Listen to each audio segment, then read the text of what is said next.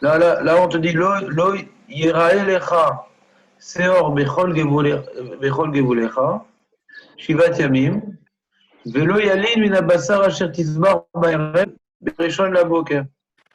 Manienne, on n'a pas utilisé ce passouk encore. C'est-à-dire, pour l'instant, qu'est-ce qu'on a vu dans cette paracha?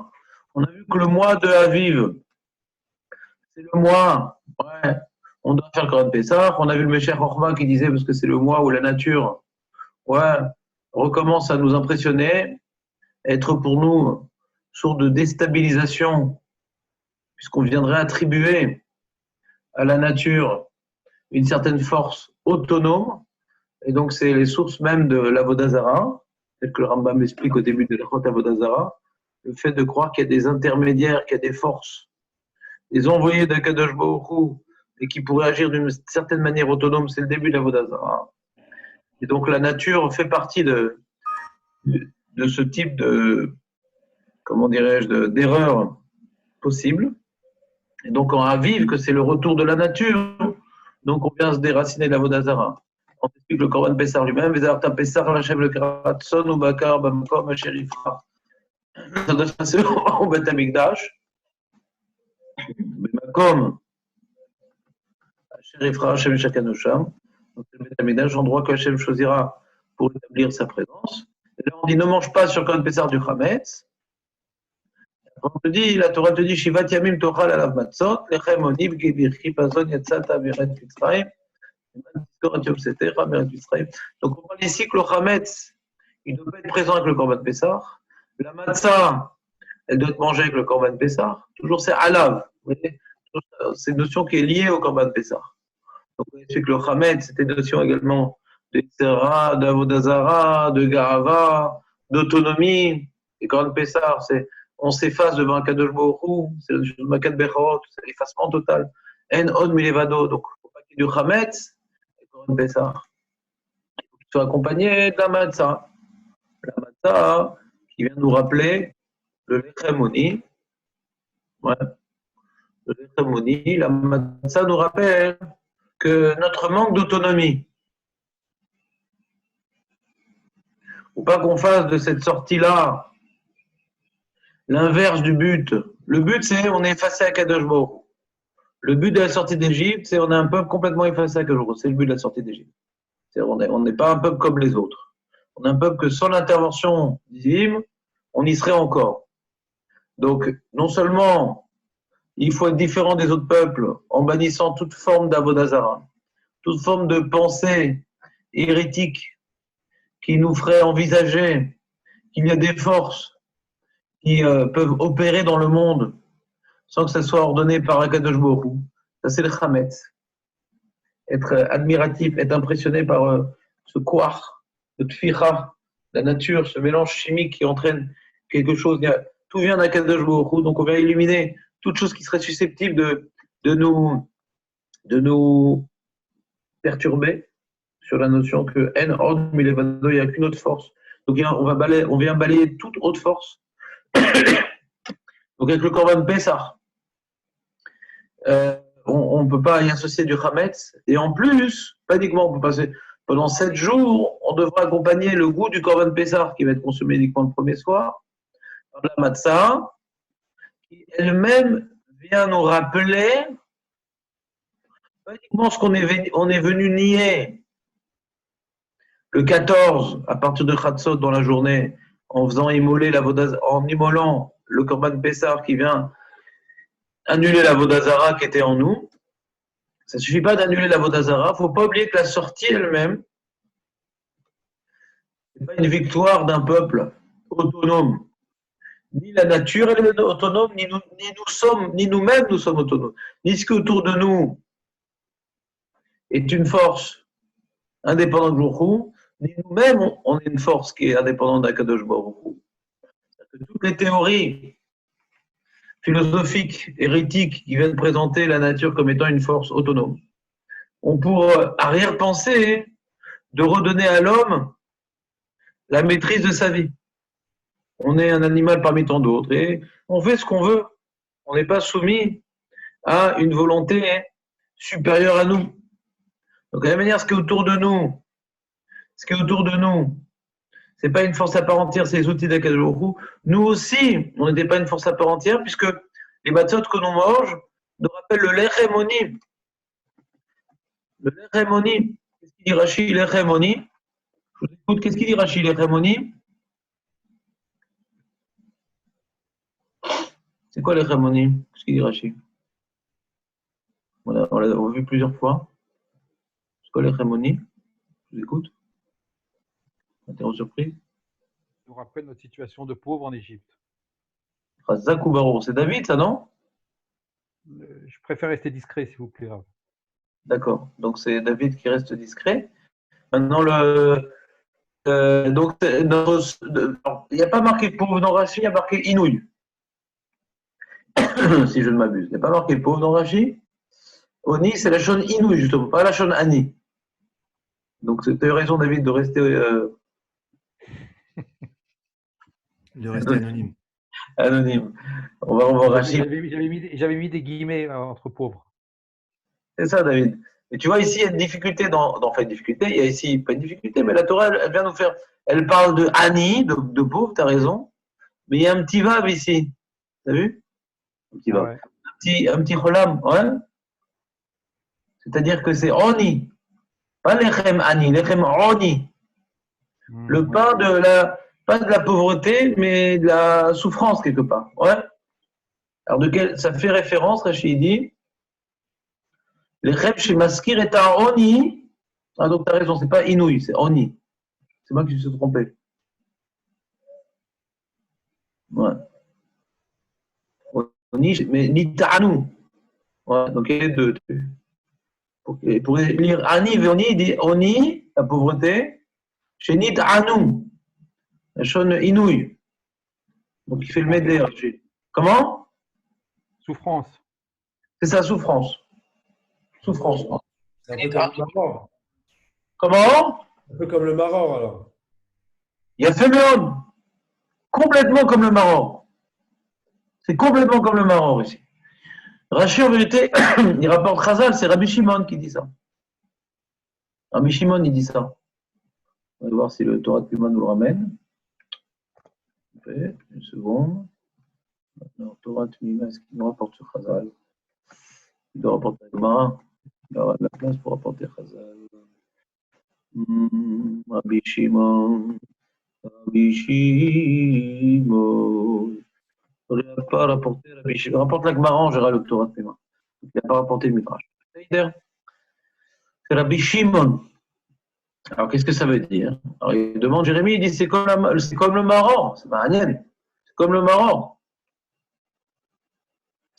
Et en plus, le problème de ce lechem oni, c'est Mazeki Bechi Pazon Yatzata.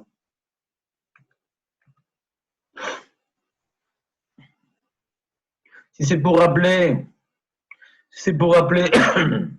notre situation dramatique en Égypte, pourquoi on dit, voilà, mange du pain rappelant notre souffrance en Égypte parce qu'on est sorti Bechi Pazon. Quel rapport? Ça nous rappelle qu'ils nous ont crié pour sortir et voilà. Ils nous ont maltraités et un rappel. Chazak ou Baruch. C'est-à-dire que David, qui veut rester anonyme, nous dit que ça c'est Ravirch qui explique comme ça. On avait vu peut-être aussi le Shla et le Sforno qui expliquaient comme ça. Revoyons le Sforno, il n'y a pas mieux qu'étudier dans le texte, parce que je dis tellement de bêtises. Voilà, il dit le Sforno.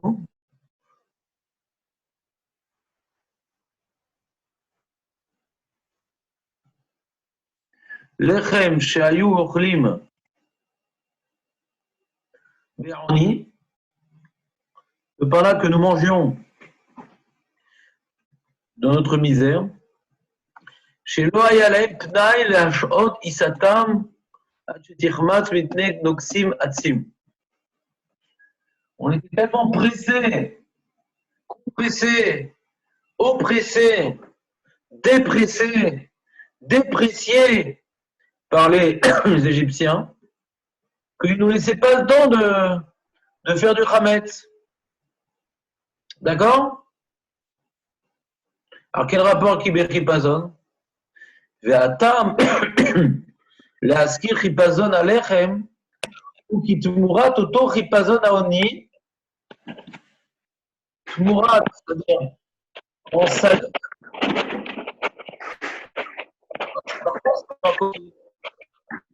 Ah non, c'est Balouka. Balouka, Balouka, enlève le micro, s'il te plaît. Oui, oui. Boker Tov. Boker Tov, micro. Merci. On reprend. כי בתמורת אותו חיפזון העוני, היה לך אחר כך חיפזון הגאולה. Il dit un truc מעניין. Le sur nous, il dit un truc assez compliqué. Que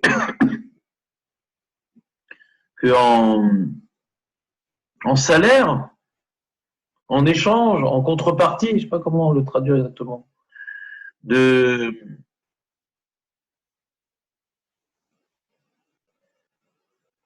Tumurat Oto Chipazon Oni. On était pressé par les Égyptiens lorsqu'on était esclaves.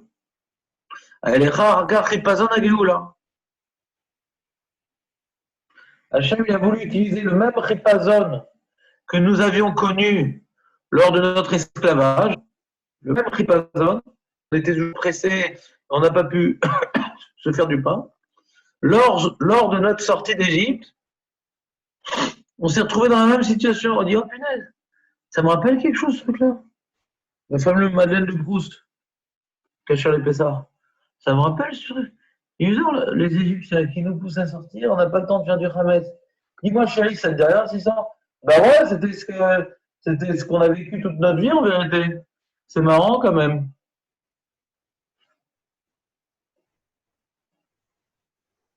Jérémy, Malom dit misé. C'est quoi ce jeu de mots? C'est quoi ce parallèle d'idées pour apprendre quoi? C'est-à-dire, c'est audacieux, d'accord? C'est sympa. Ça explique bien le pshat. Comment il a relié notre situation de misère lors de l'esclavage, la famonie, avec notre liberté. On s'est retrouvé pressé par les Égyptiens et on n'a pas pu faire de pain. C'est intelligent comme lecture de pshat, d'accord? Ça rentre bien dans les mots. Ouais, ça rentre. Non, pas trop. Mais il y a Ouais, ça rentre. Mais propose-moi une autre lecture. il y a le qui quand même. Le qui, il est. Ouais. D'accord. Non, mais c'est pas une question ce que tu demandes, parce que justement, c'est ça qui va répondre. C'est ça qui va répondre, justement. Mais alors, propose-moi autre chose, Jérémy. J'aurais dû vous demander de proposer autre chose avant de vous présenter ce qu'il dit. Il faut être un peu plus sensible à la finesse de ses propos. Propose-moi autre chose.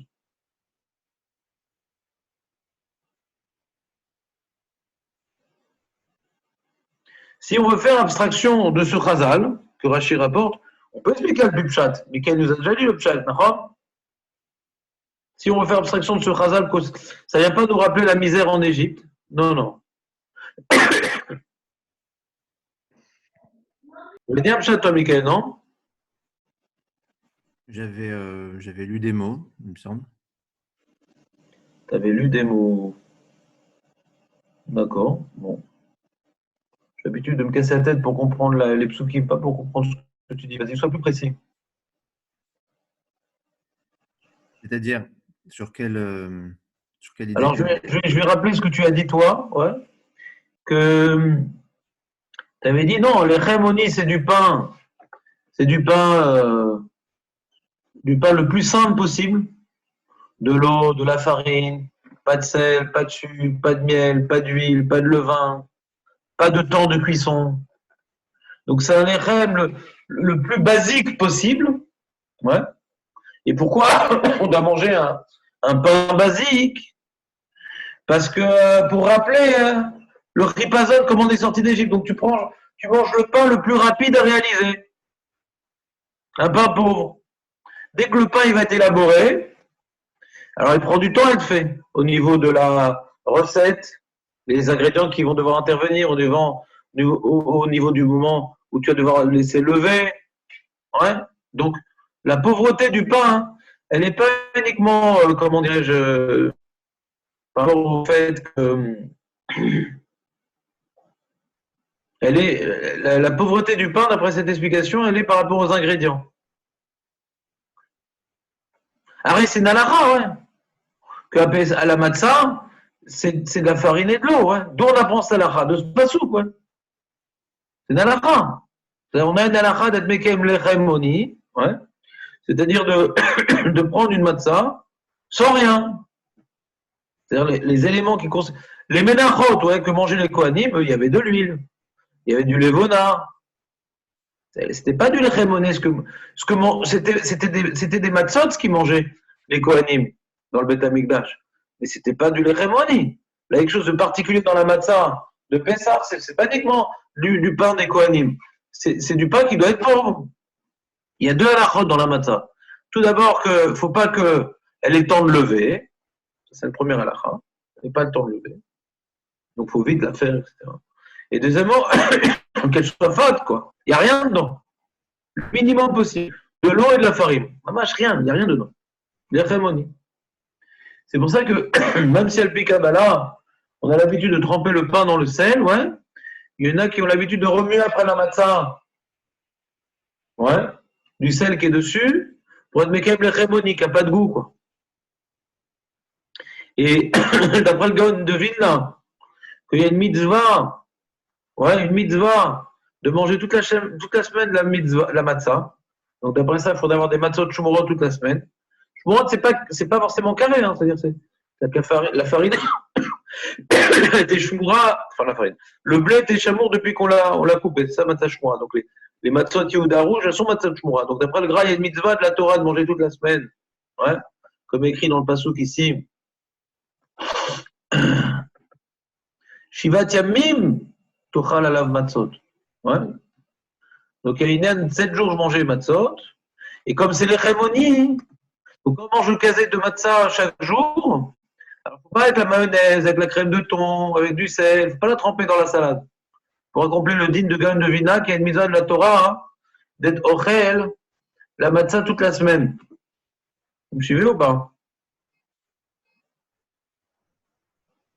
Vous avez compris ce que je dis?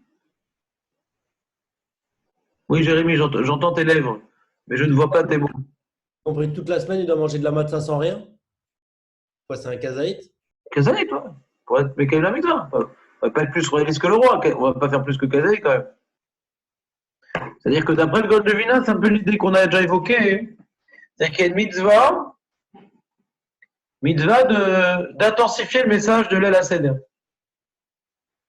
Il y a deux façons de vivre comment on intensifie. Il y a une soirée intense, il y a une soirée très intense qui est l'El Seder, avec plein de messages, plein de trucs. Bon, c'est un peu pas brouillon, mais c'est difficile, quoi, tout ça d'un coup. Un petit peu une semaine pour ce qu'on dit en français, décanter, comme ça, on décante un peu.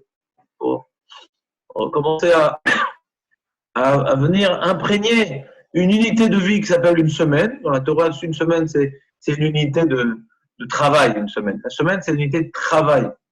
C'est pour ça que de Pessah à Shavuot, il y a 7 semaines de travail. Parce que comme on vient célébrer l'agriculture, on vient célébrer que je viens d'Akajoukou, donc on a besoin de 7 semaines de travail. Donc la semaine, ça concerne une unité de travail. Donc cette unité de travail, on doit travailler sur la notion les notions qu'on a vécues, qu'on a débattues, sur lesquelles on a discuté toute la soirée du Seder, il faut continuer à les décanter pendant la semaine. Donc même que le Korban Pessah lui-même, on ne mange que le premier soir, malgré tout, Shivat Yamim Tochal alav matzot. Les matzot qu'on va manger durant toute la semaine vont être accompagnés du goût du Korban Pessah, parce qu'il faut continuer toute la semaine à intensifier le message. On a deux manières de reprendre le message pendant la semaine, par un objet symbolique. D'après la halakha, le Shulchan Aruch, il n'y a pas un devoir, il n'y a pas une mitzvah de la Torah de manger de la matzah toute la semaine. C'est un cri de Vilna. D'après le Shulchan Aruch, il n'y a pas un devoir de manger de la matzah toute la semaine. Donc le fait de ne pas manger du chametz, et que du coup, quand je veux manger un repas rassasiant, je mange de la matzah, ça suffit, ça me rappelle. Ah oui, tiens, la matzah, c'est ce qu'on a mangé ce soir-là. On va t'amener à manger de la matzah, du coup. Pas qu'on a un devoir à manger de la matzah. Le fait que la matzah, c'est l'objet central de notre table, qu'on le veuille ou non, alors c'est suffisant déjà pour évoquer en nous les belles images, les belles idées, les beaux récits qui ont venu, qui sont venus honorer, et décorer et spiritualiser notre repas de fête. Faites d'abord la matzah pendant la semaine. Le gouvernement dit non, il faut la manger. Il faut la manger les shem mitzvah. Pour que se perpétue le message de cette première soirée intense. Et la soirée de Pessah, ça ne suffit pas qu'il n'y ait pas à tramettre, c'est du coup on doit manger la matzah. Le Novina dit on a besoin de plus, il faut la manger, mamash. Et pas uniquement la manger, il faut manger la matzah de l'echemoni. Il faut manger la matzah de l'echemoni pour bien intégrer la notion du chipazon. Alors on a dit al-pipshot, le chipazon, c'est un pain de chipazon. D'accord? Que tellement on veut le faire vite, que pas uniquement on ne le laisse pas monter. Bon, on prend qu'un ingrédient, tu prends t'as de la farine, de l'eau et hop, et tu mets au four. C'est un lechem de chipazon. D'accord? C'est ce qu'ils ont fait. Ils ont voulu commencer à faire du pain. Et puis comme les Égyptiens, ils ont poussé, ils disent bon, on va mettre de l'eau et de la farine et on s'en va. D'accord? Lechem de chipazon, c'est le pshat. Dans le drash, c'est ce que rapporte Rashi, lechem. D'après le pshat, on a un problème de oni. Oni, pourquoi oni? Ani, je comprends, c'est un pain pauvre. Et pourquoi oni? Je me suis pas la question. Ani, il est pauvre ce pain-là, parce qu'il n'y a rien dedans, de la farine dedans. Mais il n'est pas de souffrance. Le fait que je ne mette pas. Ouais, ça. Pourquoi on parle de souffrance? On devrait dire lechem ani, un pain pauvre. Qui est pauvre en ingrédients, qui est pauvre en temps de réalisation. Voilà, vous me suivez ou pas? Le problème, c'est que d'après le pshat, on n'a pas été d'oresh comment dirais-je, le Nikoud, on n'a pas été d'oresh la Torah chez Baal Peh. Il y a Torah chez Birtav qu'on pourrait lire Ani, Avalachal et Moshe Messina, Moshe Rabbeinu, non, ça ne se lit pas Ani et la Oni. Alors, c'est Tosefet de la Torah chez Baal Peh que fait qu'on lit ce pasuk Lechem Oni, et si le Balkoré, il a lu Lechem Ani, on le reprend. Non, c'est-à-dire Lechem Oni, pas Ani, on le reprend. C'est Taoud de Mashmoud. Alors, cette Mashmoud de Oni, cette Mashmoud de Oni, on ne l'a pas expliqué. Alors, Rashi veut répondre à ça. Il rapporte Chazal pour répondre à la loi Torah chez Baal Peh, à la loi de Moshe Messinaï. C'est pas un lechem ani, c'est un lechem oni. Rashi répond il dit, pour se rappeler de notre oni, de notre pauvreté, c'est pas marqué aussi inouï, il n'y a pas marqué lechem inouï. C'est pas marqué lechem inouï non plus, hein. C'est marqué oni. Oni, ça peut être la pauvreté. Mais c'est une pauvreté plus. Si ça se rapportait sur le pain, on aurait dit lechem ani. Le pain, il est ani. Alors que quand il dit lechem oni, c'est le pain qui rappelle la pauvreté. Vous comprenez la différence ou pas? Là, il y a le pain pauvre et le pain de la misère. Vous voyez la nuance? Le pain pauvre, c'est voilà, de l'eau, de la farine, de l'eau, de la farine, vite, mamache le minimum du pain. Ça, c'est l'echem ani, le pain pauvre. Le pain lui-même, il est pauvre. L'echem oni, c'est comme si on disait l'echem shel oni, le pain de la misère, qui nous rappelle la misère. Alors Rachid, il se rappelle la misère en Égypte. Alors il dit, et pourquoi il faut rappeler la misère en Égypte? Pourquoi il faut rappeler la misère en Égypte? Parce qu'on est sorti dans les mêmes conditions qu'on a vécu en Égypte.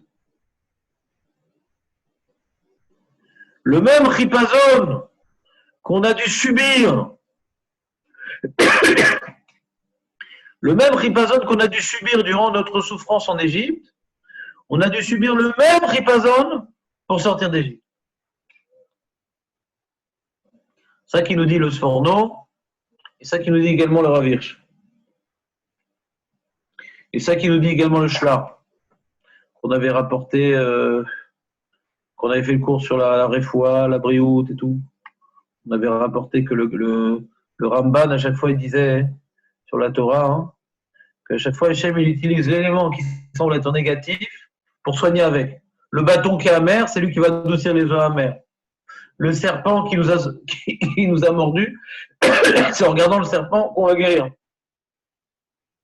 Elisha qui est venu adoucir de l'eau en mettant du sel dedans. Chaque fois, on prend l'élément qui semble être à l'origine du mal pour guérir, dit le Ramban. Et le shla, il veut dire la même notion ici aussi. Que la même souffrance, la même chipazon de souffrance, ouais, qui était pour nous symbole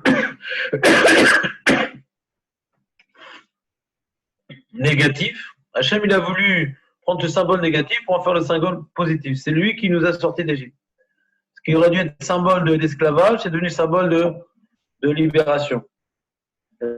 Pourquoi il dit ça le Ramban? Et c'est avec le bois amer qu'on va adoucir, c'est par le sel qu'on va adoucir. Pourquoi? C'est quoi l'enjeu? Qu'est-ce que ça nous apprend? On avait expliqué que En Od Milevado. C'est-à-dire qu'il n'y a aucun kohar. Il n'y a aucun kohar à part Akadosh Baruch Hu. Il n'y a pas les forces du mal et les forces du bien. Il n'y a pas le yin et le yang. Il n'y a pas le blanc et le noir. Non. Tout vient d'Akadosh Baruch Hu. Tout c'est des outils d'Akadosh Baruch Hu. Donc pour nous bien faire comprendre que tout c'est des outils d'Akadosh Baruch Hu, tout est dans la main d'Hachem. Il peut autant demander au vinaigre d'allumer les dérotes de Shabbat. Il peut autant faire en sorte que c'est la mer qui va adoucir. C'est pour nous rappeler que tout provient d'Akadosh Baruch Hu. Tout l'enjeu de, comment dirais-je, lorsque le Bnei Israël, ils ont dit Dieu Shemara sur la main, sur Moshe Rabbeinu et Hachem, il est venu les frapper en voyant les serpents, ouais. C'est pour leur faire comprendre que tout provient de lui. Il n'y a aucun autre kohar que lui. Ne cherche pas des noix à Moshe Rabbeinu, c'est que mon envoyé, ouais. Ne cherche pas à manger autre chose, de toute façon, je peux te rassasier ta faim comme selon ma volonté, il n'y a rien par moi. Donc je vais utiliser l'élément qui était à tes yeux négatif pour en faire l'élément positif. Parce qu'il n'y a pas d'élément négatif. Il n'y a pas d'élément positif. Tout ce qui provient d'Hachem et qu'on s'en rend compte, c'est positif. Tout provient d'Hachem et qu'on ne se rend pas compte, c'est un Hachem, c'est négatif. Le négatif et le positif dépendent de mon regard. Est-ce que je réalise que ça provient d'Hachem ou ça provient pas d'Hachem? Le virus que nous sommes en train de subir et qui a fait malheureusement beaucoup de décès, plus en route Saaretz qu'en Israël. Parce qu'en Israël, même si c'est un drame, chaque personne qui disparaît, c'est des personnes quand même d'un certain âge ou bien qui étaient atteintes de maladies assez compliquées.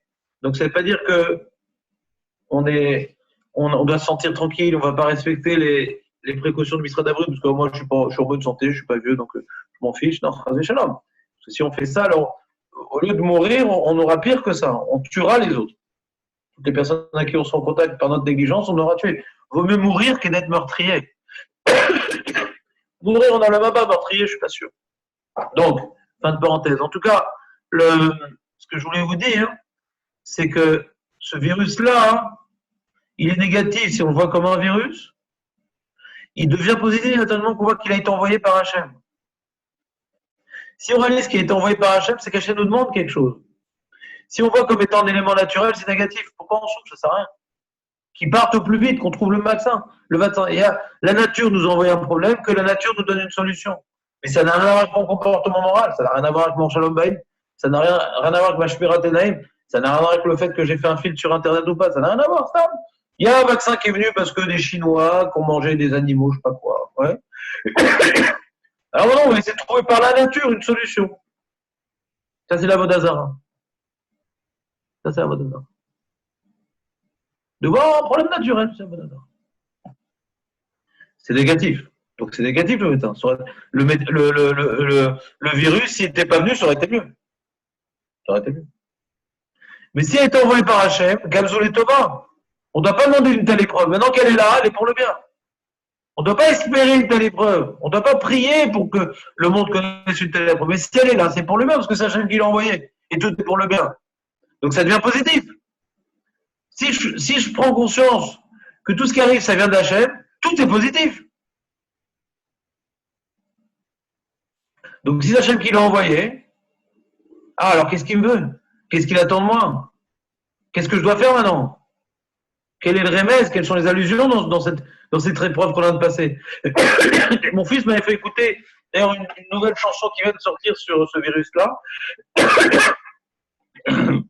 de Ishaï Ribo, un chanteur israélien d'origine francophone, qui, je ne me rappelle plus des paroles, mais globalement, Mata Rotse Mitanu, c'est-à-dire. C'est ça sa chanson, quoi. Ce virus, qu'est-ce que Hachem t'attend de nous? C'est ça qu'on doit se demander. Qu'est-ce que t'attends de nous? Pas tout le temps scruter les informations. On a trouvé le vaccin, on n'a pas trouvé le vaccin. On a trouvé le vaccin, on n'a pas trouvé le vaccin. Ça, c'est pas notre problème, c'est le problème des médecins. Mais pourquoi Hachem il a envoyé une telle chose? C'est Hachem qui gouverne le monde. Pourquoi il a envoyé ça? Lama. Pourquoi tellement de souffrance, tellement d'argent qui est perdu, tellement de personnes qui meurent, Pourquoi passer Pessar dans l'isolement? Lama. Maasinu, Ribono Shel Maasinu. Kol echad shesovel doit se remettre en question. Donc tout le monde doit se faire, c'est une tchouva olamite. Il faut faire une tchouva olamite. Si on vient tous souffrir, chacun a des niveaux différents. Plus tu as des enfants en bas âge à la maison, plus c'est compliqué. Plus tu as de la famille âgée qui va devoir passer tout seul le CDR et que ça te fait de la peine, plus c'est compliqué. Plus maintenant tu as une situation économique et tu es déjà limite. Et là c'est le chaos. Plus c'est compliqué. On a tous des épreuves, mais chacun a un niveau différent. En tout cas, on a tous. Donc ici, si c'est Hachem qui l'a envoyé, alors c'est positif.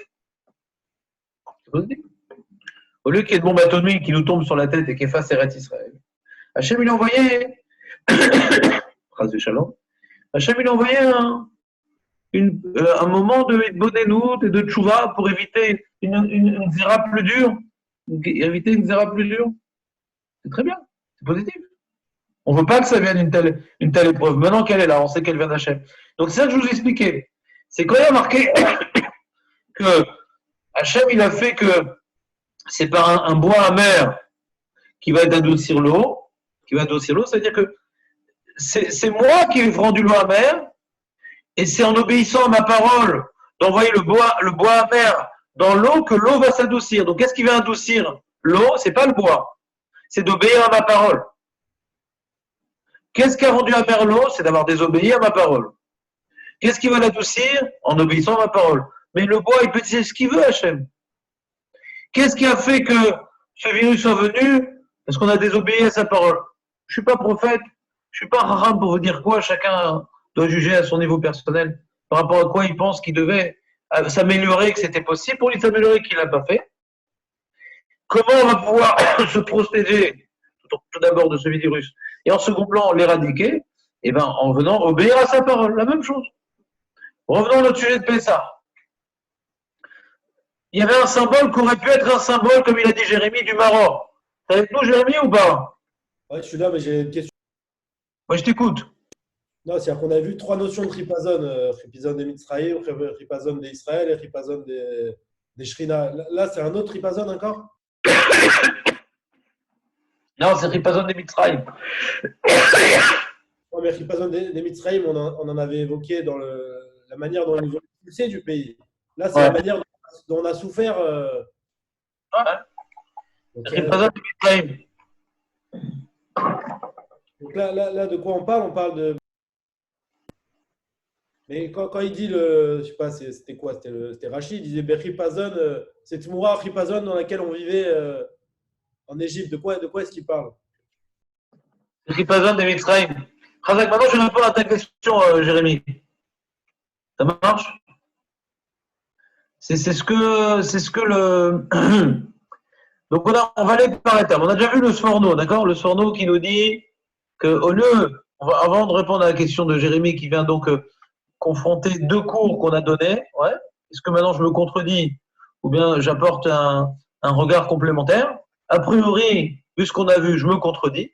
Mais avant maintenant de répondre à la contradiction qui semble sortir de mes propos, on va d'abord étudier le passouk. D'abord, tu connais la méthode, Jérémy. Avant maintenant de comparer deux modules, on va étudier chaque module à Dassauf séparé. Après, on pourra les comparer. Donc, on n'a pas fini encore le travail sur le module B. On a fait le module A qui était Ripazon des Mitzrayim, Ripazon d'Israël, Ripazon des Shrina, qu'on a expliqué d'une certaine manière. Maintenant, on va expliquer l'Echemoni. Quand on aura fini d'expliquer l'Echemoni, on verra maintenant est-ce que ça se contredit avec le Ripazon de Mitzrayim qu'on a vu précédemment. Ça, c'est le programme. Donc, il y a marqué, d'après le Sforno, que ne vois pas l'esclavage, je vais traduire le Sforno à ma façon, ne vois pas ta période de souffrance en Égypte comme étant négative. Ouais. puisque je veux que tu consommes par ce pain de la délivrance, ouais, je veux que tu consommes pour célébrer ta délivrance, je veux que tu accompagnes le Corban Pessah qui célèbre ta délivrance en te rappelant de ton esclavage. Alors là, on ne peut plus dire comme tu avais dit à l'époque, Jérémie, pour voir, comment dirais-je, le contraste. Tu as vu d'où on était, où on est arrivé. D'où on était, où on est arrivé. Non, parce que là, on voit que le pain, il vient comporter les deux idées en même temps. Donc, c'est plus tellement une notion de contraste. On va essayer de voir, c'est notre notion ici. C'est la notion que les Égyptiens qui nous ont poussés à sortir d'Égypte, le Ripazon, parce qu'ils nous ont poussés à sortir d'Égypte. Ouais. Ces Égyptiens qui nous ont poussés à sortir d'Égypte, c'est les mêmes Égyptiens qui nous ont poussés à travailler. Les Égyptiens qui nous ont poussés à travailler, qu'on était esclaves, ça nous a empêchés de manger du Hametz. Ces mêmes Égyptiens qui nous poussent à sortir, c'est eux qui vont nous permettre de manger de la matzah lorsqu'on va être sorti d'Égypte. On n'a pas pu faire de Hametz. Donc ça revient à dire que les Égyptiens, c'est pas négatif les Égyptiens. Les Égyptiens, c'est pas négatif. C'est-à-dire, les pourritures d'Égyptiens et tout, c'est vraiment les pyramides de l'homme. Non, ils ne sont pas forcément négatifs les Égyptiens. C'est des envoyés d'Akadosh Baruch Hu. Envoyés d'Akadosh Baruch Hu. C'est un outil, quoi. C'est la question des Rishonim, d'ailleurs.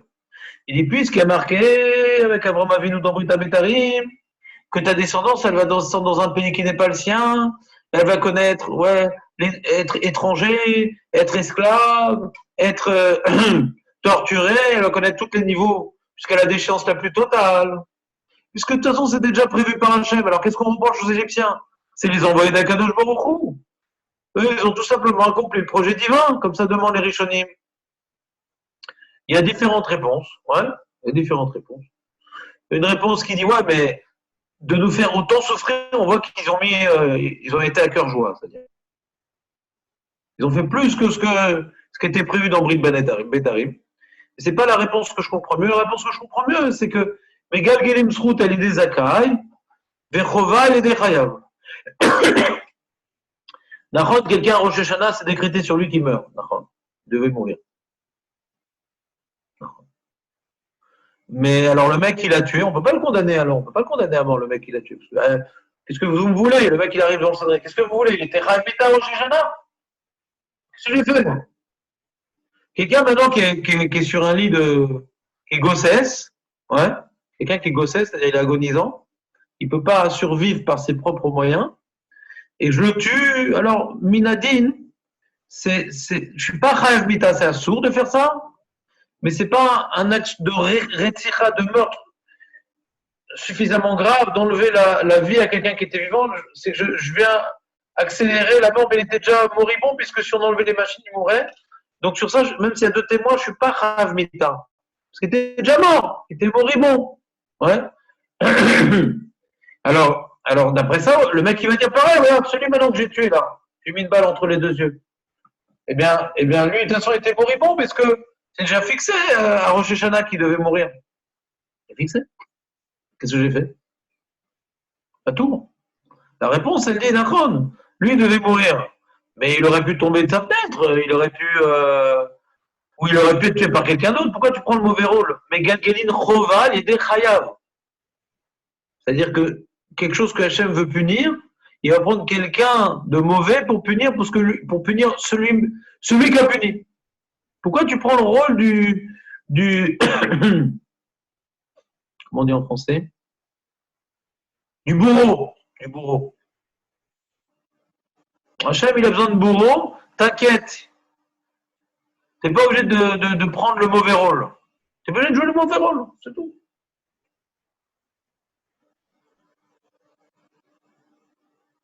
Mais, donc ça fait que Hachem a pu punir les Égyptiens, parce qu'ils ont pris le mauvais rôle. Mais plus que ça, c'est que quand Hachem leur a fait des nissim, à Paro en l'occurrence, ouais, et qu'il a non seulement nié l'existence divine, mais il n'a pas voulu obéir, donc c'est aussi ça qui a entraîné qu'il s'est pris des macottes sur la tête. C'est le fait de ne pas vouloir obéir au Dieu qui s'est dévoilé par ses miracles. C'est-à-dire, c'est aussi une raison pour laquelle il méritait des coups. Mais en tout cas, pourquoi je vous parle de ça? pour dire que même le rachat, faut pas voir le rachat comme étant, faut pas voir les Iraniens comme étant un danger. Faut pas voir le Hezbollah comme étant un danger. Faut pas voir le Hamas comme étant un danger. Faut pas voir le virus comme étant un danger. Faut pas voir la grippe comme étant un danger. Faut pas voir la pollution comme étant un danger. Toutes ces choses-là, hein, c'est des envoyés d'Akadosh Baruch Hu pour punir par rapport à nos avérantes. Donc, comme maintenant on se rappelle de quand on célèbre notre liberté, on se rappelle que le même acteur, le rôle de JR, le même acteur qui faisait le rôle du méchant dans Halas, ce monde impitoyable, ouais, le même acteur qui faisait le méchant, il a été utilisé pour nous faire sortir d'Égypte. C'est Hachem qui nous a sortis d'Égypte.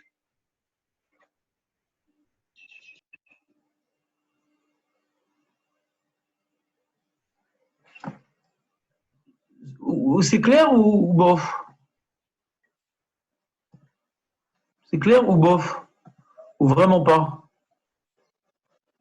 Je vous écoute, micro. C'est clair. Clair. Dans les mots, vous pouvez faire le même dans les mots comme ça. Ouais. Entrer, Alors, ne mange pas, quand tu as le goût de Pessar toute la semaine, ne mange pas du Hametz qui s'oppose au Korban Pessar, mais mange quelque chose qui renforce la notion du Korban Pessar, et la matzah. Korban Pessar, c'est quoi? C'est deux choses, on a dit, Korban Pessar. Première chose, Korban Pessar, ouais, première chose du Korban Pessar, c'est notre acte de nier la Vodazara, de se différencier des Égyptiens, de se couper de notre passé idolâtre, premièrement. Deuxièmement, on a dit, ça c'est par rapport au Korban qu'on fait le 14 depuis Chatzot Hayom. De le manger, c'est, on se coupe des Égyptiens pour s'effacer à Kadosh Baruch Hu, pour devenir ses pères. On se coupe des Égyptiens, on se coupe de notre passé pour s'effacer complètement à Kadosh Baruch Hu. Alors, ce Korban Pessar qui incarne ces deux idées, ouais, et qui nous rappelle que par le mérite du fait qu'on se coupe des Égyptiens, on se distingue d'eux, et on s'efface à Hachem. Alors quand Hachem est venu dans Makat Bechorot pour irradier tout celui qui s'oppose à lui, alors il ne nous a pas irradié nous, parce que nous on était en lui. Vous vous rappelez cette notion-là? On s'est effacé à lui, on était annulé à lui. Donc Hachem, c'est lui qui nous a libérés, rien que lui, et pour bénéficier de cette libération, on a dû s'effacer complètement à lui. Comment? En se distinguant de la Vodazara, en se distinguant de notre passé, en se distinguant des Égyptiens. Première étape, Sourmera, Veasetov, et en s'effaçant complètement à Kadosh Baruch Hu, en consommant un korban comme étant des prêtres, en se comportant comme des prêtres. Donc on est complètement des méchartim d'Akadosh Baruch Hu. Dans cet effacement, on a pu prendre conscience que qu'est-ce qui nous a permis, par quel mérite on a pu sortir d'Égypte, par le mérite de notre effacement total d'Akadosh Baruch Hu. Donc, quand on prend conscience que en s'effaçant complètement d'Akadosh Baruch Hu, qu'on a pu être libéré d'Égypte, c'est Hachem qui nous a libérés d'Égypte. Donc, mange sur ce Korban Pessar, mange sur ce Korban Pessar des matzot. Ouais. Il te rappelle, ouais, Pas là, ici. d'une part, qui te rappelle d'une part que les mêmes Égyptiens, qui te rappelle que les mêmes Égyptiens qui t'ont écrasé sur le aïe, aïe, aïe, aïe, aïe, aïe.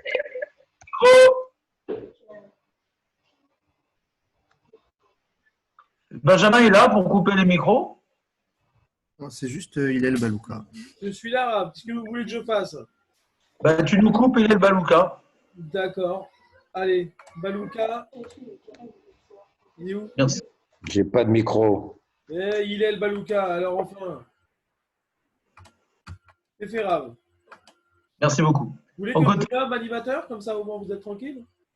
Ouais, mais je n'ai pas la concentration pour Alors, je le fais, tranquille. écouter toutes les dénonciations de Michael. Ouais.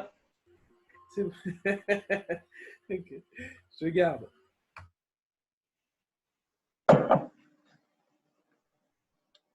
On reprend.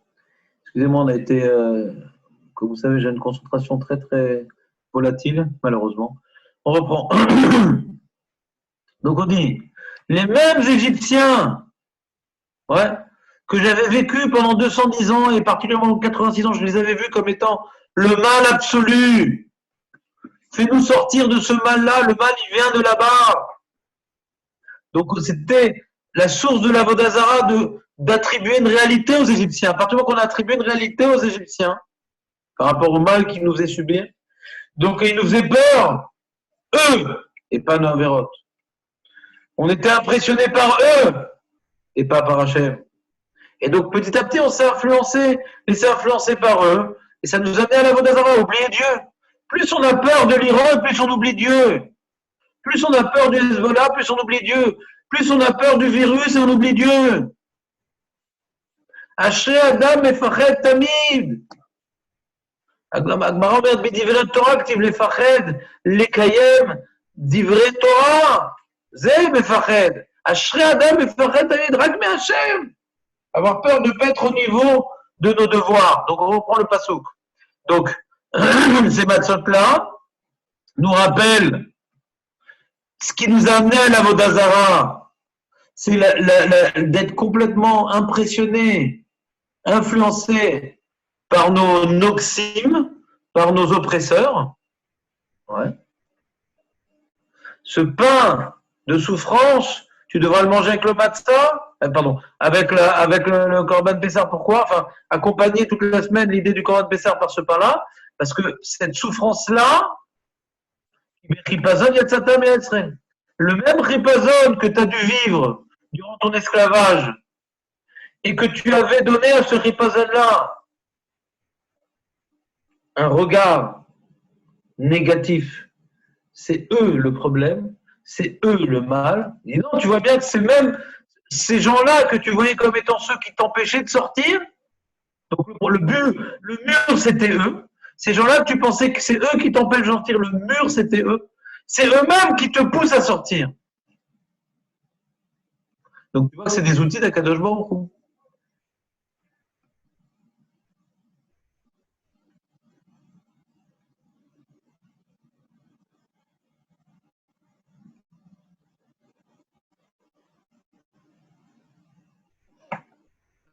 Très bien. Vous avez compris ce que j'ai dit ou pas? Ça rentre pas dans le passou que tu dis Jérémie ou c'est pas clair? J'ai compris l'idée. Après, c'est vrai que dans les mots, j'ai un peu du mal. Mais... Non, mais regarde, ce que tu dois voir ici, Jérémie, qui est important, c'est qu'ici, on n'est pas d'après le Pshat. Ouais. Ouais, non, c'est. Non, on a commencé avec un Chazal, Rabbi Shimon, d'accord? Il nous dit, il Rem Oni qui nous rappelle notre souffrance. Donc, tout le problème que tu as, hein, il commence de là. À partir du qu'on parle de la souffrance parce qu'on est sorti d'Égypte, il y a un problème. Le problème, il ne vient pas à ce que j'ai dit. Moi, je réponds à ton problème. J'ai compris. A priori, quand on lit Rashi, on ne comprend pas du tout. Hein? Quoi, le pain qui rappelle ce que j'ai souffert en Égypte parce qu'on est sorti Bechipazot. Donc, le problème, il commence du Rashi qui rapporte le Chazal. Il n'est que là, le problème. On est d'accord ou pas, Rémi? Jérémy. C'est bien. T'es d'accord ou pas? Oui, c'est bien. C'est bien. Donc moi, j'essaie d'expliquer Chazal. J'essaie pas d'expliquer le pshat. C'est pour ça que j'ai rapporté le pshat d'abord. Ça va pas qu'on fait vite pour rappeler qu'on est sorti vite. C'est le pshat, d'accord? J'essaie pas de donner un pshat meilleur. Non, j'essaie d'expliquer Chazal comment ils ont lu le pasouk. Et là, tu peux avoir un exemple assez intéressant entre la platitude du pshat et la profondeur du drash. Je dis voilà, mange du pain rapide parce qu'on est sorti rapidement. Bon, c'est bien. Il y a tout à expliquer encore. Et qu'est-ce que c'est qu'on est sorti rapidement et pourquoi on doit se rappeler de ça particulièrement. Il y a tout à expliquer encore. On n'a rien fait, quoi. On a juste expliqué les mots. C'est ça le pshat. Qu'est-ce qui est écrit? Le drash, il va aller un peu plus loin. Et là, d'après ce qu'on a expliqué, ça va beaucoup plus loin en vérité. Ça nous donne un regard extraordinaire sur la vie, quoi. En od milevado. Les mêmes nazis, tu vas parler maintenant à quelqu'un qui sort des camps. Ce nazi-là, ce capot-là qui s'était occupé de lui personnellement, c'est un envoyé d'Akadosh Baruch Hu. T'imagines le mec qui est dans les camps, ouais, et qui a le message qu'on est en train de dire dans ses eaux. Et il voit maintenant un mec qui lui poursuit, qui le massacre, qui tue ses enfants, mamache, le monstre. Il dit c'est un envoyé d'Akadosh Baruch Hu. Donc chaque malheur qui lui inflige, qu'est-ce que j'ai fait comme Avera? Allez, je vais faire Khatan ou Pachan. Tu te rends compte comment il va vivre dans une dynamique son cauchemar? Il sent qu'Hachem est avec lui, il lui envoie un envoyé, un malach tov. Pourquoi c'est un malach tov?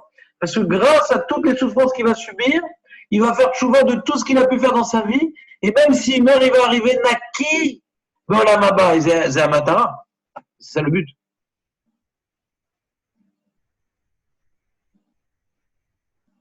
Tu me suis ou pas? Ouais. Donc c'est ce que j'ai voulu expliquer moi. Hein. Pourquoi on commence la Gada?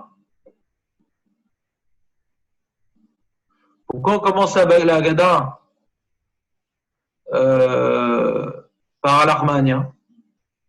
Alors Rabban Gamiel, il a expliqué la Gada, dans la Gada que la matzah, la raison de la matzah, elle est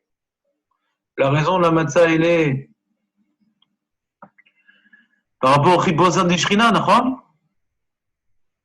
Hachem voulait tellement nous prendre vite que le temps qu'on ait mis l'eau dans la farine et qu'on ait fait de la pâte et qu'on arrive à 30 km, elle était toujours pas Hametz. Elle était toujours pas Hametz. Donc c'est Chipazon des Shrina, ce qu'on doit nous célébrer dans la Gada, d'accord? Alors pour commencer la Gada par l'Echemoni, qui parle de Chipazon Mitzrayim. Vous comprenez ce que je veux dire ou pas? La matzah, elle vient incarner trois notions. Il y a Chipazon des Shrina, c'est ce qui est rapporté à la fin de la Gada par Rabban Gamiel. Il y a Chipazon des Mitzrayim, c'est ce qu'on voit ici, l'Echemoni. On commence la Gada sur l'Echemoni. Il y a Chipazon d'Israël, c'est que quand l'âme Israël il est sorti dans la précipitation, au lieu de s'opposer aux Égyptiens, au lieu de dire non, on n'a pas envie, on n'a pas préparé, laisse-nous faire nos provisions, ils ont suivi le mouvement, ils sont sortis au plus vite. Ouais. Ça c'est Chipazon d'Israël. Donc la matzah, elle vient rappeler les trois Chipazon. On finit par Chipazon des Shrina et on commence par Chipazon de Mitzrayim. Alors, on a demandé pourquoi on commence à l'Armania par Chipazon et Mitzrayim. Je vous écoute, qu'est-ce qu'on avait expliqué? Tu avais un Dvar Torah à dire à table mardi soir, c'est ça, je crois, ou mercredi soir? C'est quand, Pessar? Je vous écoute, micro. Il y a eu une coupure avant, on n'a rien entendu depuis une minute. Bon, toi qui n'as pas entendu, je crois. Hein. Ouais. Mercredi soir, j'ai été Ça a été déconnecté. D'accord, David. Ouais. C'est ce qu'on appelle un déconnecté anonyme. Donc, on va reprendre. Qu'est-ce qu'on a dit pour toi? Oui, en quoi, je vais poser la question suivante.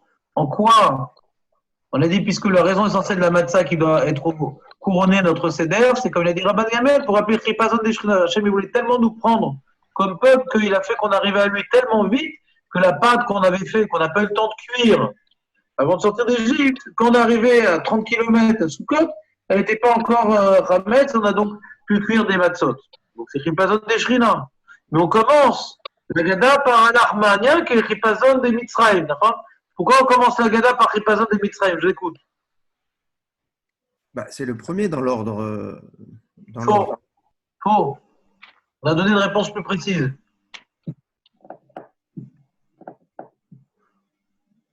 On l'a bien expliqué. Enfin, je pense, je vérifie petit à petit que j'ai rien bien expliqué, mais je suis prêt à répéter encore une fois. Je veux que je vais trop vite. Donc on va répéter encore une fois. Parce qu'on s'est Comment? pas posé On vit déjà en tant qu'esclave. Comment? On vivait déjà en tant qu'esclave, déjà cette oppression des Égyptiens. Donc c'était peut-être naturel de commencer par celui-là. C'est la même réponse que tu viens de donner, mais un peu mieux exprimée. Mais c'est la même chose. C'est pas ça que j'ai expliqué moi en direct live. Les Égyptiens voulaient qu'on sorte avant minuit. Non, arrêtez avec les Égyptiens, arrêtez. Vous m'avez fatigué les Égyptiens. Parce qu'on ne s'est pas posé au Les Chipazon de Mitzrayim, il faut bien parler des Égyptiens, non? Oh, mais non, pas du tout. Faut parler des Égyptiens. Arrêtez de parler des Égyptiens. C'est les Golim qui nous poussent à faire la mitzvah. Voilà, je vais traduire les propos de Rabbi Baruch. Il y a un certain nombre de questions sur le premier passage qui s'appelle Al-Armania. Première question, ouais, pourquoi c'est en araméen? D'accord? Pourquoi c'est en araméen? Toute la Gada est en ivrite, sauf ce passage-là. Alors les Mefarshim nous disent c'est un passage qui a été rajouté en galoute. C'est-à-dire c'est le passage de la galoute. C'est pour ça qu'on dit Shana Abba, ouais. Elle est là. Aujourd'hui on est ici, l'année prochaine on sera au Shanaïm, Hachem, on est Beth Israël. Donc on vient maintenant montrer qu'on est en galoute. Et en galoute, on pourrait croire qu'Hachem il n'est pas avec nous. Parce qu'on est sous l'oppression des Goïms. En galoute, on pourrait croire qu'Hachem il n'est pas avec nous. Il y a les Iraniens, il y a Lapide, ouais. Toutes sortes de Réchaïm qui semblent être des forces qui nous menacent. Il y a Lieberman. Ça, c'est des chiens, quoi, envoyés par Dieu pour nous bouger, pour nous remuer. C'est pas des. Ils n'ont rien, ils n'ont aucune force. Ils n'ont aucune force. Et maintenant, ils arrivent à trouver les mots justes pour trouver des électeurs. C'est qu'Hachem, il a mis dans leur bouche des mots justes, des idées pour avoir une certaine force électorale. Quand on fait des avérotes, ils ont des forces. Quand on fait de choix, ils n'ont plus de force. Donc, quand on est en galoute, ouais, on n'est pas encore arrivé à la fin de la Géoula. Il y a encore des Réchaïm qui prennent la parole, qui font du Lachonara, qui font Chilou Hachem. Donc, on n'est pas encore arrivé à la belle Géoula qu'on attend tellement. Eh bien, on est impressionné et on est paralysé, on est effrayé, on est apeuré par toutes sortes de personnes, de pays, d'armées, d'armes, de choses, etc. On se rappelle de Al-Armania, ce pain. Ah là là, Al-Armania. Diachlou avotenu b'Mitzrayim. Donc il dit, certaines Mefarshim, c'est quoi Diachlou avotenu b'Mitzrayim? Certaines Mefarshim, qu'on a mangé en Égypte, Mamash, en Égypte. Ah, le 15, on a mangé en Égypte. Certaines Mefarshim expliquent comme ça. On avait même, ça s'appelle ce pain là, Bibilou. Alors le Rambam, il rajoute Bibilou. Les Marocains, ils chose comme Bibilou. Hein. Bibilou, c'est Bevarala. Bibilou. Bibilou, c'est pas que c'est un loup, Bibi. Ça, on le sait, on n'a pas dans la Gada pour le savoir. Bibilou, c'est Bevarala. Dans la Veala, dans la précipitation, Tzanoum Mitzrayim à l'Armania. L'Armania, donc on voit les deux notions qui s'opposent. Dans la précipitation des sorties d'Égypte, voici le pain pauvre qu'on mangeait nos ancêtres en esclavage. Je rajoute en esclavage d'après certains mecs archives, d'accord? C'est ce qu'on est en train d'expliquer. Regarde, aujourd'hui maintenant, on est en galoute et on a l'impression que Hachem n'est pas avec nous. Non, rappelons-nous de nos ancêtres qui voyaient les Égyptiens comme étant leur souffrance, leur angoisse, la source de toutes leurs réflexions. Hein. Et c'est les envoyés d'Hachem, c'est ces mêmes Égyptiens qui vont nous envoyer, qui nous ont amené là le bonheur, qui nous ont libérés d'Égypte. Alors pareil, tout ce qu'on peut voir aujourd'hui en galoute, ça peut être Babel, ça peut être Paras, ça peut être Yavan, ça peut être Édom, ça peut être l'Iran, ça peut être le Dharma. Ouais. Ces mêmes forces-là n'ont aucune force. Dès qu'on va faire Tchouva, dès qu'on va faire notre Korban Pessah, on va se couper de l'Occident, on va se couper de l'Internet, on va se couper de toutes les choses qu'il a. Alors ces mêmes énergies qui sont pour nous négatives vont être celles qui vont nous pousser à faire les mitzvot dans le positif. C'est pour ça qu'on commence la Gada en galoute, on est en galoute, on a l'impression comme on est en galoute, on n'a pas de Betamigdash, on n'a pas de corps de Pessah. Bon, c'est à quoi de faire Pessah? On fait quoi? C'est qui nous microtise?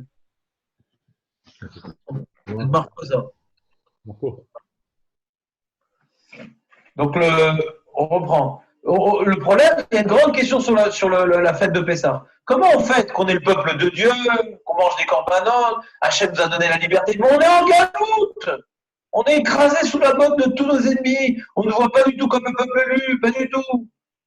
Comment on fête l'élection de notre peuple et notre libération alors qu'on est en galoute et qu'on est humilié? C'est une grande chéna. Non seulement on ne mange pas de Korban Pessah, qui est l'essentiel de la fête, c'est comme sur ça qu'on est Rav Karet si on ne fait pas la mitzvah.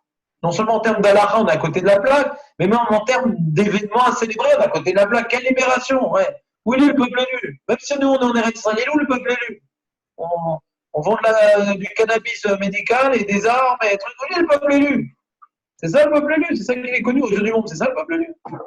C'est ça le peuple élu. C'est pour ça que Hachem nous a sortis d'Égypte, pour être de la meilleure armée du monde quand même. C'est Edom, lui.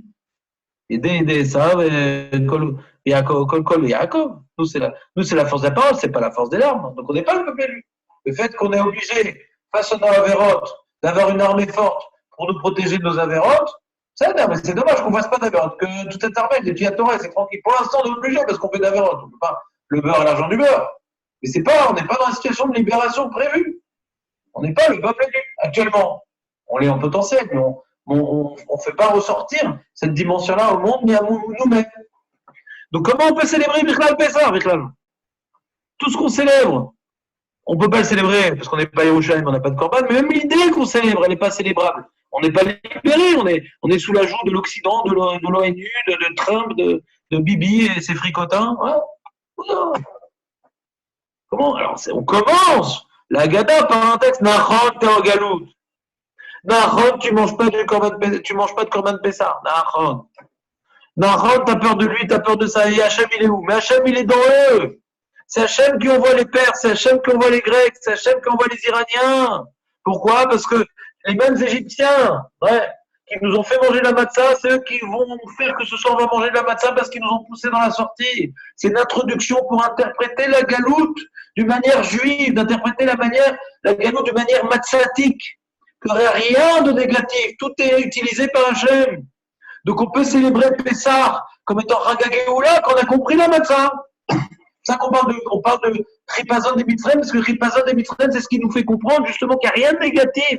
Même nos ennemis, c'est les outils à laquelle nous roule. Donc c'est le message qu'il faut vivre pendant la galoute. Et c'est ça qui va nous permettre de nous réjouir à tue-tête de toute notre gorge, de remercier que le jour d'être le peuple élu, parce que tout le positif, il est négatif pour nous. Tout le négatif, il est positif pour nous. Parce qu'il nous envoie pour nous avancer, pour nous faire progresser. C'est clair ou pas? J'ai déjà dit tout ça, mais je vois que j'ai très mal dit. C'est le message de Purim un peu. C'est le message de Purim beaucoup. Razak ou Baour. C'est le message de Purim beaucoup. Mais le Purim, il est venu après Pessah. C'est que tout le problème de Pessah, c'est qu'ils n'ont pas compris que le négatif, il était positif. Pas du tout. C'est pour ça que Bémet Hachem, il a dû remettre la montagne sur la tête pour recevoir la Torah. Pas du tout. Il dit, oh là là, c'est compliqué l'histoire. Attends, on nous enlève ci, on nous enlève ça. Là, là. Après, on a eu besoin de Purim pour intégrer ce message-là. C'est pour ça, écoute bien, Jérémie, écoute bien. Je te lâche pas, regarde, Jérémie. Il y a marqué dans la Gemara que Esther, elle était gozer, un tarni de 3 jours, qui fait qu'ils n'ont pas fait Pessah cette année-là. Pour leur dire, vous n'avez pas fait Pessah, les amis, pas que cette année. Vous ne faites pas Pessah. Il y a dû avoir une afsaka dans Pessah cette année-là, pour que le Pessah d'après, on commence maintenant à faire Pessah. Tous les Pessahs qu'on avait fait jusqu'à présent, ce n'était pas Pessah. Parce qu'en vérité, eux, ils faisaient Pessah de manière habituelle, parce qu'ils étaient en galoute. Bon, pour eux, Pessah, ça ne correspondait plus à rien, donc on va rien faire. On va jeûner carrément. Quoi, ouais, on va jeûner. Et après, peut-être le Pessah d'après, ils l'ont fait vraiment. Al-Armania, Bene Ori. C'est quoi l'air là? Cet air là, c'est quoi? Je sais pas. Ah d'accord. Marocain. Ah, marocain. Nous, mon père, il faisait comme ça. C'est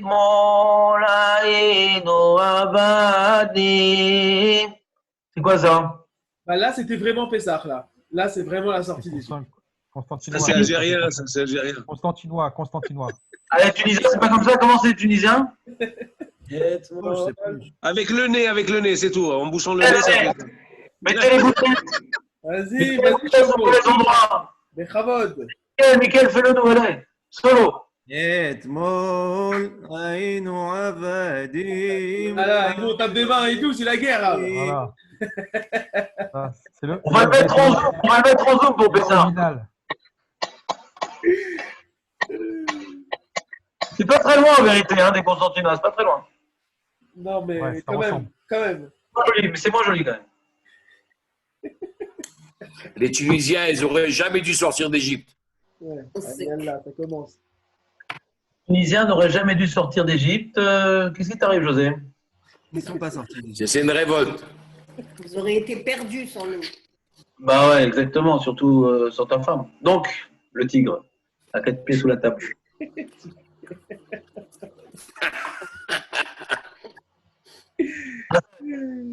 Non, ça tombe pas. Vraiment sous la table là.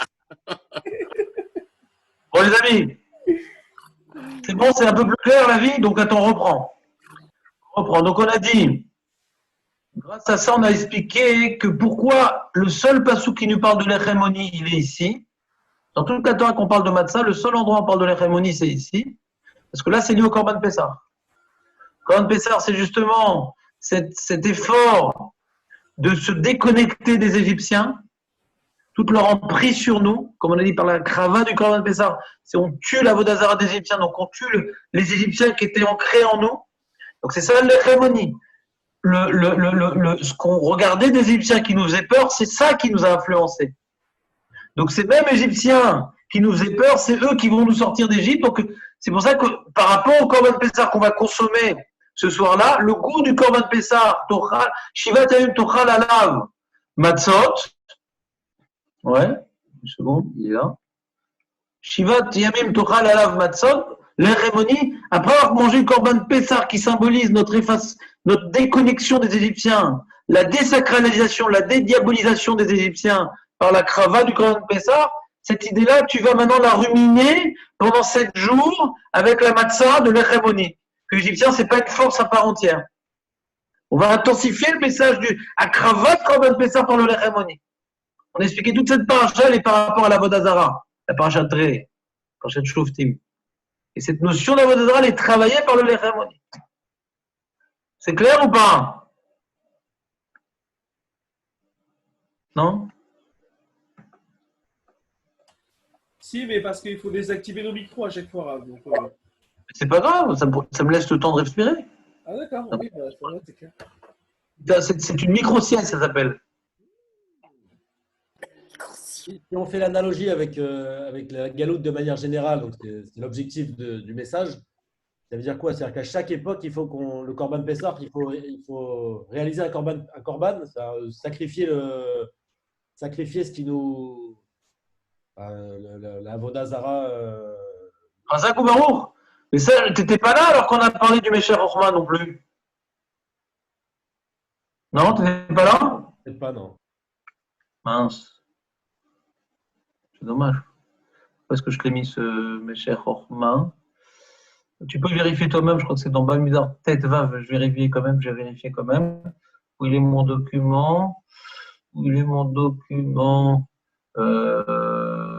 montrer on va regarder d'ici Bifnim, ça ira plus vite. On va revoir un petit peu le Mesher Chochma pour finir sur cette idée-là. Les têtes, bougez-vous les têtes. Merci les têtes. On va voir les têtes. Donc, on est donc, si je me rappelle bien, c'était Mesher Chochma, Ba Midbar, tête. Je crois Zayn, on va voir. Ouais. Alors, il y a marqué là-bas, hein. La reine Yeshayahu, Shetier et Yehuda et Yoshua Mina Asherim, lui il a fait un travail, il a enlevé toute la Vodazara de Yehuda et de Yerushalayim. Asa Pesach Lachem. T'entends, Jérémy? Il est écrit dans le Passouk, Kilon Naase ke Pesach Hazeh Mimei Ashoftim. T'entends, Jérémy, ou pas? Qu'il est Leora, Kazou, les Tahara, Me'avodazara, chez Ebetsem, Tokfo, Chassiat Pessar, Bemitzraim. Cherma Marlem, Mishrou, tirez vos mains de la Vodazara, vous croulez Tson.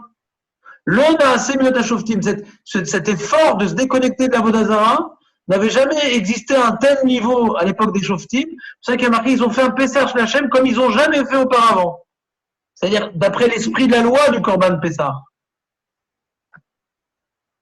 Avec ce point-là, il veut expliquer le Mesher Chochma, une halakha par rapport au Korban Pessah. Korban Pessah, il y a écrit qu'il faut la porter uniquement. Korban Pessah, il y a écrit qu'il faut la porter uniquement quand on rentre en Eretz Israël.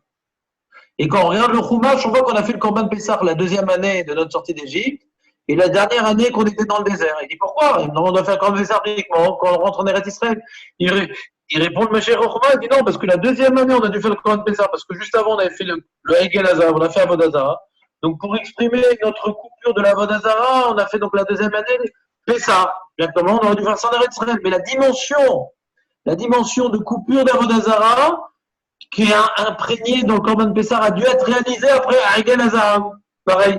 La dernière année qu'on était dans le désert, on a fauté Baal Péor avec les Bénot Moab. On a fait Avodazara. Donc, juste après, le Pessar d'après, on a fait Pessar. Pour se déconnecter de la faute de l'Avodazara. Il y a 2 fois Avodazara dans le désert, donc 2 fois Pessar pour nous nettoyer de ça. C'est clair ou pas? Micro. Ouais. Tu n'avais pas vu ce Michel Rochma? Il est sympa quand même, non? Il y a eu une coupure. Est-ce que tu peux juste résumer Tchik-Tchak? Alors, on va résumer ce qu'on a déjà dit, mais c'est pas grave. Que le Michel Rochma nous explique qu'on est dans Taz, Periktet, Pasuk Zayin, Bamidbar. Michel Rochma, incontournable, ouais, qui rapporte une halakha, que la Torah nous dit qu'il t'avoue et la arrête. Ouais, au début, il rapporte. Il y a marqué, Le Pessah de Shoftim, tout ça. voilà. Kol Makom chez les Bia. L'Achar Yerusha, il y a marqué dans le Korban Pessah, Bia, qui t'avoue la arrête. Non, c'est qu'en Eretz Israël qu'on aurait dû faire le Korban Pessah. Pourquoi on a fait la deuxième année dans le désert et la dernière année dans le désert un Korban Pessah? Pourquoi? Il répond parce que juste avant on avait fait le Vaudor et juste avant on avait fait Benot Moav. La deuxième année on a fait le Vaudor, donc on a dû faire le Pessah. Enfin la première année on a fait le Vaudor, donc le Pessah de la deuxième année on a dû faire le Pessah pour effacer, pour nettoyer la Vodazara. Egel Azarav. C'est l'expression de notre déconnexion de la Vodazara. De même qu'on a fait les Benot Moav qui était la dernière année. Donc le Pessah de la dernière année on a dû faire bien que par rapport à la lacha du Korban Pessah qu'il a fait que en Eretz Israël. Par rapport à l'enjeu du Korban Pessah qui exprime notre négation, notre séparation, notre désolidarisation de tout ce qu'est Avodazara, on doit faire le Korban Pessah. C'est clair ou pas? Ah, ok, c'est pour ça. Vous avez encore un truc que. On avait déjà vu, ouais. Bien sûr. Tu as remarqué que dans nos cours, on ne fait que répéter que ce qu'on a dit, on ne fait que répéter. Parce qu'il y a tellement de notions, si on ne les répète pas, on a tout oublié. Pourquoi en rajouter? Alors on reprend. Comme là, une belle peinture avec des couches supplémentaires. Et globalement, on a vu Chodesh Aviv, c'est le mois où la nature exprime toute sa force. On a l'impression que c'est une réalité indépendante. C'est pour ça que mais Chodesh Aviv, on doit faire le Korban Pessah. C'est pour ça qu'on va faire que les mois de l'année correspondent au mois solaire, pas qu'au mois lunaire, que ça tombe Pessah en Aviv, pour que durant le moment où on est impressionné par la nature, que c'est une force indépendante. Non. Et il termine sur une idée qu'on n'avait pas vue ensemble, qui était intéressante. Très intéressant. Sur le guerre, le converti. Et dans la Lachot Pessah, on parle de guerre. Ouais, on est carrément là en Égypte. On est carrément en Égypte, là. On est à Chodesh Hazelachem, d'accord? Yudbet, à Chodesh Hazelachem.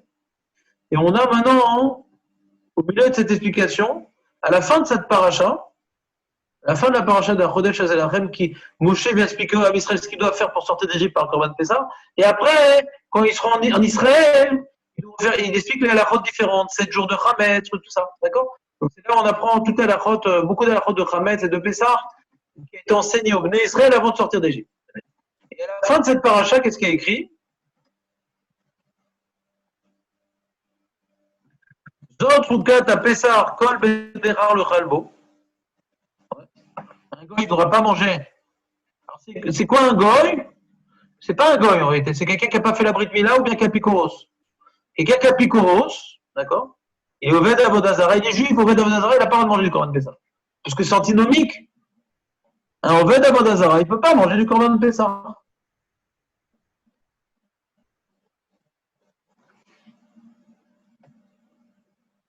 C'est ce qu'il dit le Targum Jones.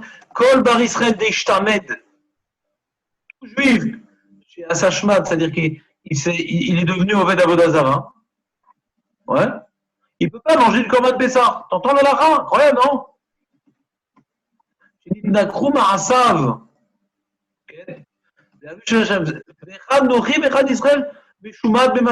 goy, ou bien le juif qui est plus juif, quoi.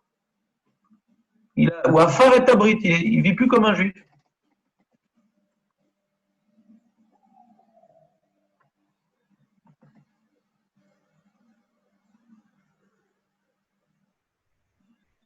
continue la paracha, on continue. Il dit, on est dans le même guillemets, d'accord. Mais quand les Ved Ish Midat Kesef, ou Mata Auto, Azo Yochal Bo, si maintenant tu as la maison en esclave, qui n'a pas la Brit Mila, il ne peut pas manger du Korban Pessah, ni toi d'ailleurs. Pour tout le monde faire le parce qu'on dit que c'était l'alliance, il y avait une notion d'alliance dans le Korban Pessah. Toshav et Sachir, le Yochal Bo, etc. Bon, ils n'ont pas fait la Brit Mila. Et il y a marqué ici, Vikola Desrei Yasu Auto, Virchi, Yagur Itra Guerre. Maintenant, quelqu'un se convertit au judaïsme. Veasa Pessah Lachem, Imolo Kol Zachar, Veazikrav la Soto. Un gars, il va faire le Korban Pessah. Il dit non, d'abord, tu fais la Brit Mila. Et là, il sera comme tout le monde. Ouais. Il pourra faire le Korban Pessah après qu'il ait fait la Brit Mila. Mais s'il n'a pas la Brit Mila, il ne pourra pas en manger. Alors, qu'est-ce qu'il nous dit le Passouk? C'est pas juste que le gars doit faire la Brit Mila. Qu'est-ce qu'il dit le Passouk? Écoutez la Vamina des Chachamim pour le guerre. Regarde ce qu'il dit Rashi. C'est Chazal. Yachol kol hamid gayer yaseh Pesach miyad. La Vamina dans le Passouk, quelqu'un qui se convertit au judaïsme, il devient guerre. Bon, Hashem, on l'a trempé et tout. Qu'est-ce qui se passe maintenant, le mec? Il a fait ça, je sais pas, moi, tout Bishvat est devenu guerre. D'accord? Il dit je ne péris point. Et donc, pour ça, il a fait sa guéroute à tout Bishvat. Ouais, pas mourir. Et qu'est-ce qui se passe? Alors, il y en avait un qui dit bah, maintenant, apporte un Korban Pessah maintenant. Pas Pessah, dès qu'il se convertit. T'entends ou pas? Dès qu'il se convertit, il doit apporter le Korban Pessah. T'entends l'histoire ou pas? Il avait un mina de quoi ça? Du Passouk ou de. Ouais, il y a marqué dans le Passouk. Il y a marqué Riyagur Itrager vers sa Pessah Lachem. On a l'impression, parce qu'il fait la guéroute, il fait le Pessah, non?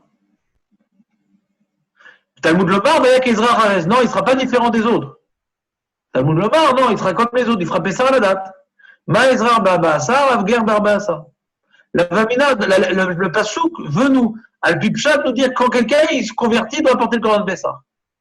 On est d'accord? Mais comme il marqué Vayak et Ezra Harez, on corrige. Non, attention, il apporterait le Korban Pessah comme les autres. On aurait pu croire, vu la lecture littérale du verset, que la conversion lui impose d'apporter un Korban Pessah. C'est clair ou pas? Vous avez compris ou pas? Ouais. Et la fin du Passouk, elle est redondante ou pas? Elle est redondante, c'est quoi? Mais quoi l'arrêt, le Ralmo? On parle plus du guerre, là, il dit Rashi. La vie est chez Meto, Achiv, Mechamat Mila, chez nous, Meshumad, le Horlot, Venon, Ilmad, Miben, Nechar, le Ralmo. Il c'est pas quelqu'un qui veut pas faire la Mila. Il veut faire la Mila, mais ses frères, ils sont tous morts. Ils ont connu un problème de coagulation, ils sont tous morts. Donc lui, il n'a pas le droit, à le Torah, de faire la Mila parce que c'est plus quoi Nefesh. Mais il ne peut pas manger le Korban Pessah. C'est notre là, on parle pas. Kol Ha'arel, on parle pas du guerre, ouais. C'est bon? Wiz? Yep. Alors qu'est-ce qu'il dit le Meshech Chochma? Je l'ai mis où? Je l'ai mis où? Il est là. Attends, il est là.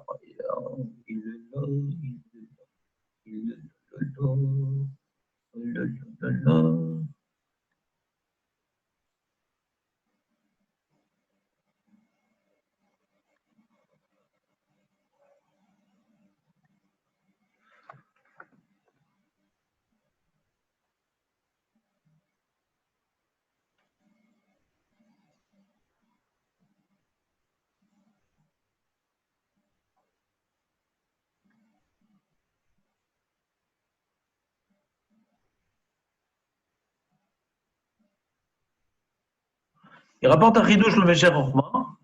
Vim kizeh chadash venu nister plaid un chidouche. Ken mashma mishnah besof perek haisha. Il rapporte une mishnah de Harel Goy. Maintenant, c'est quelqu'un qui était Goy. Il fait la Tvila pour devenir juif. Ouais, et il fait la Brit Mila aussi. Ouais. Et après, le Pisrou la Erev. Normalement, un guerre, à l'époque du Beth Amikdash, il y a 3 choses pour devenir guerre. La Brit Mila, la Tvila et le Korban. D'apporter un Korban.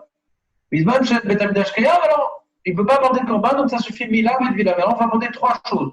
Il va pas dire que l'homme Israël, pour recevoir la Torah, ils ont dû faire Brit Mila, ils ont eu Azat Adam, qui était comme Vila, et ils ont apporté Korbanot au pied de la montagne. Mais dire que nous, on a dû faire ces trois choses-là pour devenir le peuple élu, lui aussi doit faire ça pour devenir le peuple élu. Il va être Mechadesh le Meshech Chochma, hein. Il va être Mechadesh le Meshech Chochma, hein, que le guerre, à l'époque du Beth Amikdash, si il s'est converti le 14 Nissan, il n'aura pas besoin d'apporter ses corbanotes spécifiques aux guerres. Le korban Pessah pourra faire l'office du korban de Gérout. Bien que la Torah nous précise quels sont les corbanotes précises du korban, c'est Olataof. Guerre, c'est la vie korban Olataof. C'est ça le korban du guerre. Et les Mechadesh, Zedavka Belo Asa Pessah. Comme le korban Pessah, c'est un korban de Gérout, c'est un korban par lequel nous déconnectons du monde goy pour devenir juif. Comme on dit, on déconnecte du monde goy pour devenir juif. D'accord? Il dit c'est tellement fort cette idée-là, se déconnecter du monde goy pour devenir juif, qu'il y a que le goy qui s'est converti le 14 Nissan en apportant son korban Pessah. Ce jour-là, il ne sera pas tour d'apporter au latalo. Ça fera office de korban de Gérout. Vous avez entendu?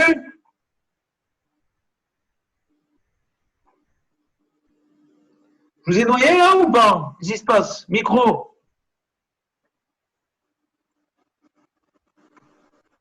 Non, ça va. C'est intéressant, non? Non, c'est pas intéressant. Moi, j'ai bien aimé mes chers Chochma. Jérémy, c'était sympa, non? Qu'est-ce que t'en penses? J'ai pas compris la subtilité du message. Il y a un chidouche. Il y a écrit dans la halachot qu'un guerre, ouais, quand il fait sa guéroute, il doit faire Mila, Dvila, Vekorban. C'est quoi son korban? C'est Ola Taof. C'est ça qu'écrit. S'il fait sa guéroute le 14 Nissan, il n'a pas besoin d'amener Ola Taof. Pourquoi? Parce que son korban de Pessah la quitte du devoir d'apporter un korban de guerre. Donc on voit que dans le korban, ça nous apprend à nous, pas aux guerres. Cette halakha du guerre nous apprend à nous. Quand on a apporté le korban de Pessah, ça symbolisait qu'on se déconnecte du monde goy, ouais, pour rentrer sur Tachat Kanfe Shrina, pour s'annuler à Kadosh Baruch Hu. C'est ça le guerre. Il se déconnecte du monde goy pour s'annuler à Kadosh Baruch Hu. C'est ça le guerre. Bon, on est tous des guéris, ma Pessah.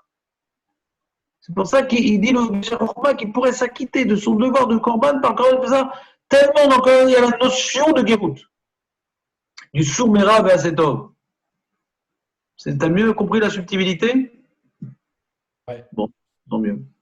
Il est quelle heure, là, les amis? Mais j'ai chaud, moi. J'ai un chaud, là, à 10h30. Razak, les amis, que des bonnes joies. S'il y a des choses, la brioute pour le Ram Israël, la Géoula, Bekarov, les résultats de la D4 sont positifs, ouais. Donc, on n'est pas contaminé, bon Hachem. On continue à faire pas qu'on mérite de ne pas être contaminé, mais en tout cas, bon Hachem nous a épargné cette épreuve. Et on le remercie, bon Hachem. Et qu'il y ait la réfoua de mon beau-père, de Rabbi Yitzhak ben Rabbi Moshe, et Kol Cholei Amei Israël, Hachem. Et Rak Yishwot les Goulas, Parnassa Tova, Briout, Shalom Bayit, Moach Im Hayeladim, Akol, Be'ez Hashem. Kol Tov. Amen. Chazak u'Baruch.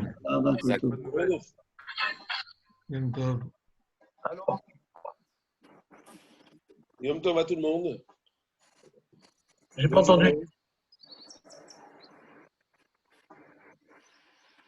Benjamin, t'es revenu? Qu'est-ce qui se passe? Coupé. Ça y est, le Rav nous a quittés. T'as pas entendu? Coupé. Non, je suis parti faire pipi. Arrête de faire pipi, c'est pas bon.